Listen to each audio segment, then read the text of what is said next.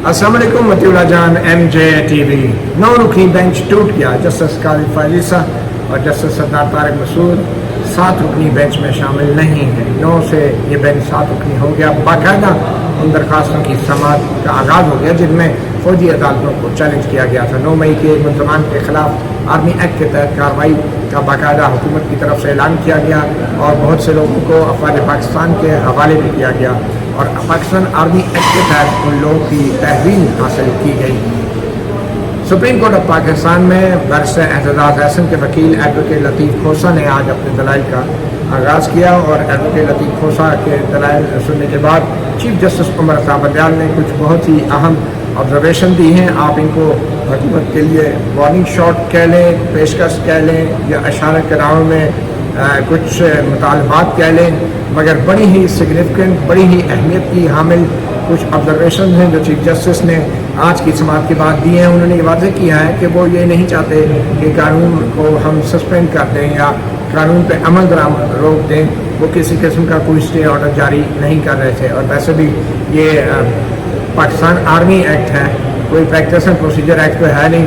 कि जिसको आप हम खड़े खड़े वो ये खैर चीफ जस्टिस ये नहीं कह रहे। ये मैं कह रहा हूँ कि वैसे भी ये आर्मी एक्ट को सस्पेंड करना शायद इतना आसान नहीं था या उसकी कुछ शिकों को। तो चीफ जस्टिस ने कहा हम स्टे ऑर्डर के ज़रिए किसी किस्म का कोई हल तलाश करना नहीं चाह रहे। और अटॉर्नी जनरल को उन्होंने रोस्टरों पे बुलाया और जो उन्होंने रिमार्क्स दिए वो आपको बता दें। चीफ जस्टिस उमर अता बंदियाल ने कहा कि लोगों को शिकायत हैं, ग्रीवेंसेस हैं और उनके मुताबिक जो ये अमल है, कानून का जो तरीक़ाकार है, वो जो लोगों के कानूनी हकूक़ हैं उनका ख्याल नहीं रखता। जिस किस्म के फ़ैसले हो रहे हैं उनमें वजूहात नहीं बताई जा रही और जो फौजी अदालतें कहाँ लगेगी, कौन सी जगह ट्रायल होगा, उन जगहों का भी मालूम नहीं है और फिर वो जो भी ट्रायल होंगे वो बंद कमरों में होंगे, वो ओपन ट्रायल नहीं है। और फिर जो जजेस हैं फौजी अदालतों के वो भी मुबैना तौर पे आज़ाद नहीं हैं, वो भी ज़ेर अफसर हैं और वो खुद मुख्तार नहीं है अपने फ़ैसलों में। और जो सबसे अहम बात यह है कि जो सबसे बड़ा सवाल है कि क्या सिविल और जो सिविलियन जो मुलज़मान हैं क्या उनको वकील करने का हक दिया जा रहा है या नहीं। और फिर चीफ जस्टिस उमर अता बंदियाल ने कहा कि एक वक्त एक वाक़या ऐसा भी हुआ है कि एक शख्स को 1 हफ़्ते के लिए गायब कर दिया गया, उसको बिल्कुल उठा लिया गया था और इस तरह के वाक़या नहीं होने चाहिए। और इसी तरह एडवोकेट भंडारी का उन्होंने इशारा किया कि इनको भी इसी तरह उठाया गया, इनको थाने में रखा गया, बिठाया गया, उनके साथ बदतमीज़ी तो नहीं हुई। और ये बहुत ही बुनियादी मामलात हैं जिसको हुकूमत को और अटॉर्नी जनरल को देखना है और ये निज़ाम अदल के लिए ये कोई अच्छी बात नहीं है। और फिर चीफ जस्टिस उमर अता बंदियाल ने कहा कि एडवोकेट लतीफ़ खोसा के घर पे भी हमला हुआ है और ये इतने सीनियर वकील हैं और अगर इस तरह के वाक़यात हुए तो फिर कोई भी वकील जो है वो किसी भी मुलज़म के लिए अदालतों में पेश नहीं होगा। और फिर ये भी कहा कि बहुत जर्नलिस्ट भी जो हैं वो उठाए गए हैं, लापता किए गए हैं और अटॉर्नी जनरल साहब अगर आप कहते हैं तो मैं उनके नाम भी ले सकता हूँ अगर आप कहते हैं तो। और जिसके दौरान में अटॉर्नी जनरल ने यकीन दहानी कराने की कोशिश भी की मगर चीफ जस्टिस ने अपने रिमार्क्स जारी रखते हुए कहा कि ये जो भी लोग उठाए गए हैं, ये जो भी सहाफ़ी हैं, इनको फौरी तौर पे रिलीज़ किया जाए, इनको आज़ाद किया जाए। ये तरीका दुरुस्त नहीं है और ये बहुत बुनियादी बात है, ये बुनियादी हकूक़ के ख़िलाफ़ है। और फिर चीफ जस्टिस ने कहा कि ये भी इल्ज़ाम लगाए जा रहे हैं कि 4000 से ज़ायद लोग जो हैं उनको हिरासत में लिया गया है। हमें एग्जैक्ट आदाद-ओ-शुमार जो है सुप्रीम कोर्ट को फौरी तौर पे फराहम की जाए। कितने लोग जो हैं वो मेंटेनेंस ऑफ पब्लिक ऑर्डर के तहत गिरफ्तार किए गए हैं, कितने लोग जो हैं ऑफिशियल सीक्रेट एक्ट के तहत और कितने लोग जो हैं पाकिस्तान आर्मी एक्ट के तहत तहवील में लिए गए हैं। चीफ जस्टिस ने कहा ये भी बताया जाए कि कितने सिविलियन जो हैं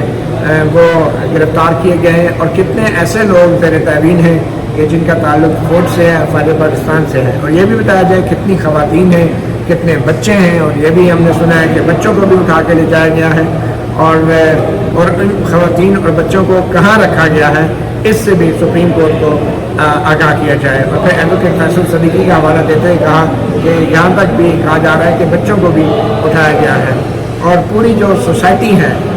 وہ ایک صدمے سے دوچار ہیں، اور جو ٹیلی فون گفتگو ہے وہ بھی ٹیپ کی جاتی ہیں، اور جو اجلاس ہوتے ہیں، جو میٹنگیں ہوتی ہیں، ان کو بھی ریکارڈ کیا جا رہا ہے۔ یہ پرائیویسی کے خلاف ہیں۔ اور مگر اس کے ساتھ ساتھ آج تو صورتحال یہ ہے کہ یہ صرف معاملہ پرائیویسی کا نہیں ہے، یہ معاملہ جو ہے اب آزادی کا ہے، اور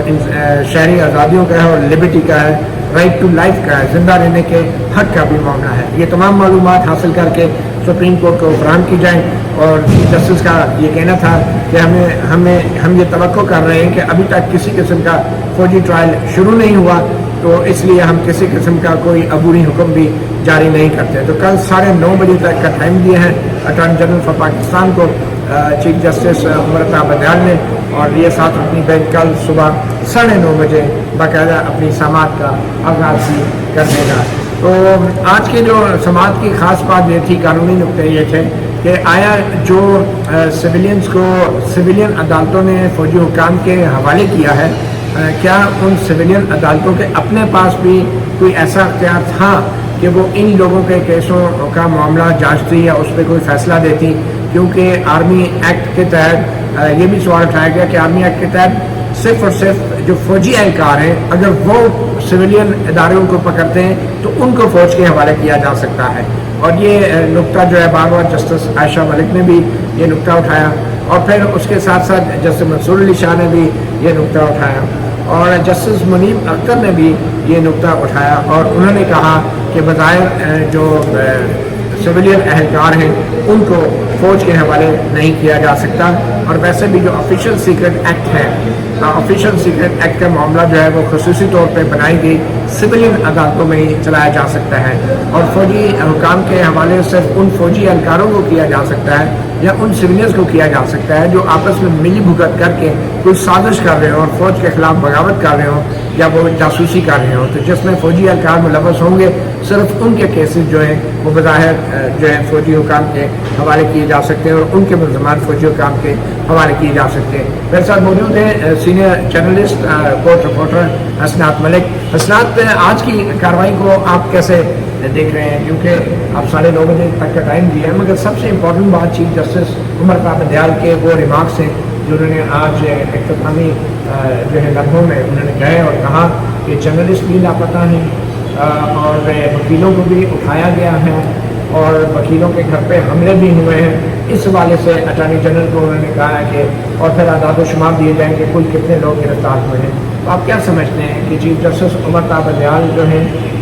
اس موقع پہ ایک بہت بڑا یہ بات کر رہے ہیں کہ لاپتہ جرنلسٹ ہیں، عمران ریاض خان بھی لاپتہ ہیں، اس حوالے سے جو چیف جسٹس نے باتیں کی ہیں، حکومت اس پہ کس قسم کا جواب اب دینا پڑے گا حکومت کو؟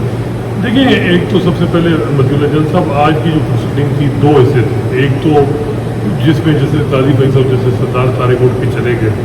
اور وہ ایک آپ اس کو جس طرح بھی کہیں جوڈیشل پالیٹکس کا آنسر اس میں رول آؤٹ نہیں کیا جاتا۔ دوسرا جو 1:30 بجے شروع ہوا معاملہ، اس میں سوالات اٹھائے گئے کہ پروسیجر پہ جس طریقے سے لوگوں کو ہینڈ اوور کیا گیا ملٹری کورٹ میں ٹرائل کے حوالے سے، اس پہ سوالات اٹھائے۔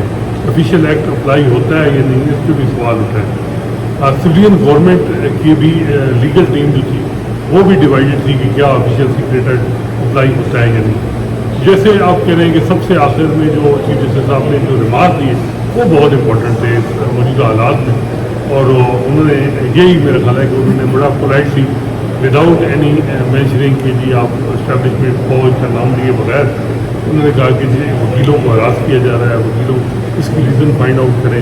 جو بھی وکیل پرسو کرتا ہے کیس اس کو اٹھا لیا جاتا ہے۔ عزیر بھنڈاری کی طرف اشارہ کر کے انہوں نے کہا کہ ان کے ساتھ جو کچھ ہوا وہ بھی آپ دیکھ لیں۔ پھر دوسرا جرنلسٹ کا معاملہ، تیسرا جو کہ کتنے لوگ کسٹڈی میں ہیں، جوینائل اور ویمن، تو freedom of speech, civil liberties کی بات کی ہے چیف جسٹس صاحب نے، اور اٹارنی جنرل کو کہا کہ جواب دیں۔ اب اٹارنی جنرل دیکھیں یہ سارا معاملہ ڈیل کر رہی ہے اسٹیبلشمنٹ فوج، سویلین گورنمنٹ کا اس معاملے میں اسپیچ دینا نہیں ہے۔ یہ اب تفصیلات جی اٹارنی جنرل ان سے لے کے بتائیں گے کہ کیا اس وقت حالات ہیں، لیکن ایک دفعہ معاملہ کھل گیا ہے تو میرا خیال ہے کہ یہ جب بھی ہم نے دیکھا ہے کہ ملٹری کورٹ میں ٹرائل ہوتا ہے تو چیزیں ایسا لگتا ہے بظاہر کی جلدی ہوتی ہے،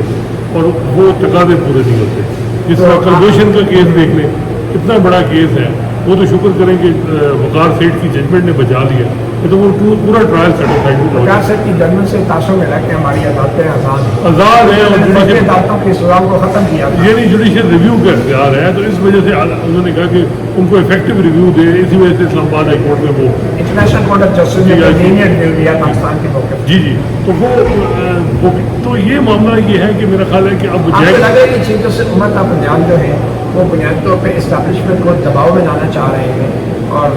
رائٹ فلی سو,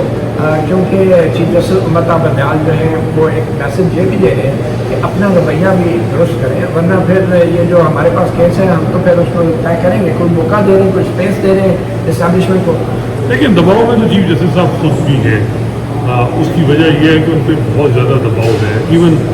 جیسے مظاہر ایک دفعہ ریمارکس دیے ان کو, انہوں نے جیسے اجاز صاحب کو کہا کہ ان کو کہیں کہ ریمارکس ہو, تو وہ اپنے دھڑے کے ججز کو پروٹیکٹ بھی کر رہے ہیں. سب سے بڑا مسئلہ ہے کہ وہ اپنی کانسٹیٹوئنسی کو پروٹیکٹ, یہ وہ لوگ ہیں پٹیشنر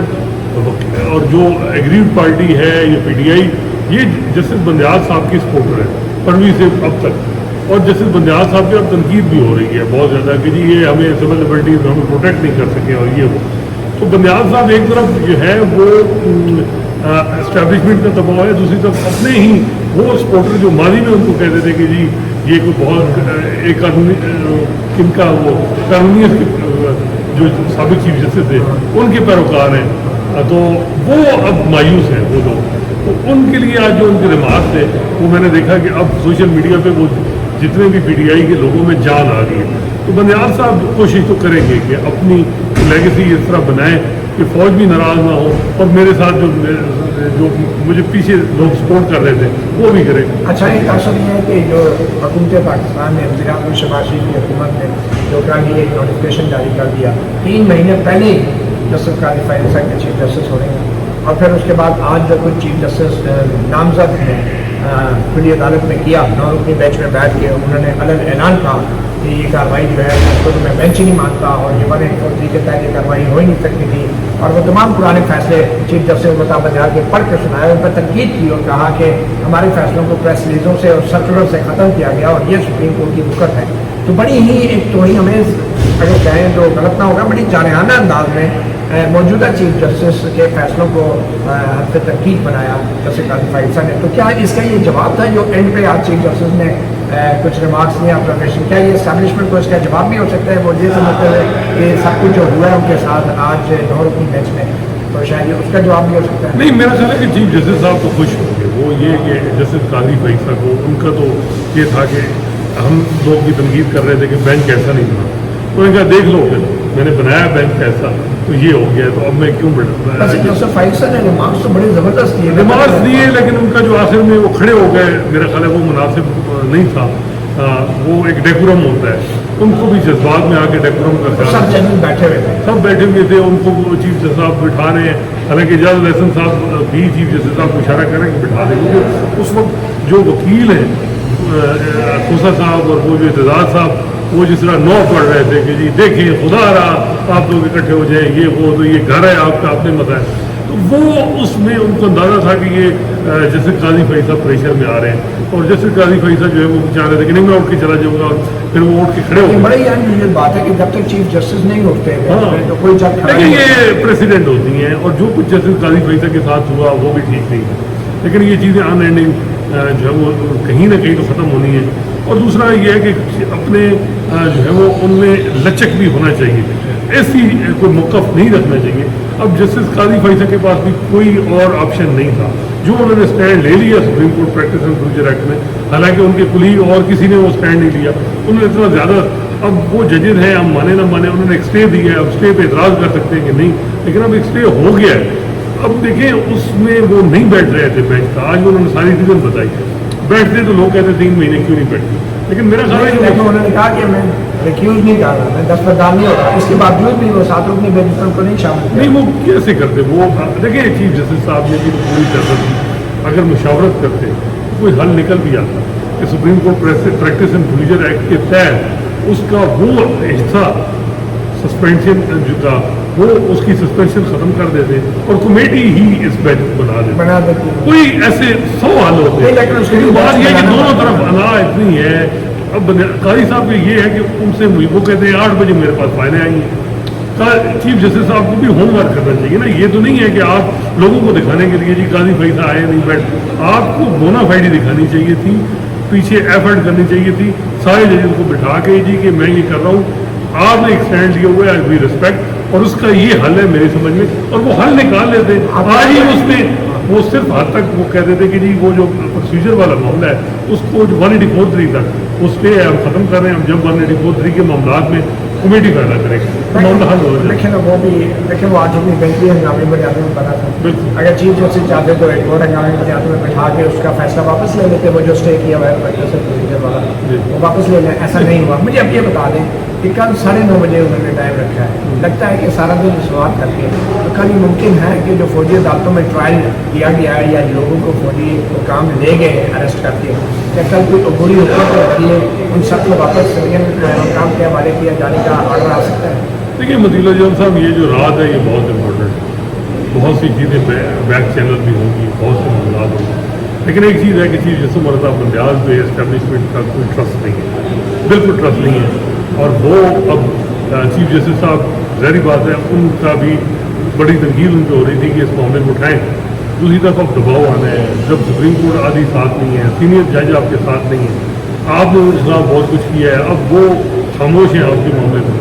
اب دیکھنا ہوگا کہ موجودہ چیف جسٹس اس حالات میں ہینڈل کیسے کریں. جب اسٹیبلشمنٹ کی طرف سے ان کا ایک پاکستان میں ان کا ایک اپنا طریقہ کار ہے چیزوں کو چلانے کا, پریشر ڈالنے کا. اب اس پریشر کو جب وہ ڈالیں گے چیف جسٹس صاحب, وہ کیسے اس پہ نکلیں گے یہ چیز ہے. اور کتنے جج جو ہیں وہ اعتزاز وکیل جو ہیں اعتزاز احسن یہ پروفیشنل گروپ کتنا ان کو ساتھ دے. اچھا, آپ سمجھتے ہیں کہ یہ ایک میسیجنگ ہو رہی ہے جیسے میں نے شروع میں کہا, ایک طرف جو کچھ جسٹس قاضی فائزہ نے کیا, جسٹس سردار نے کیا,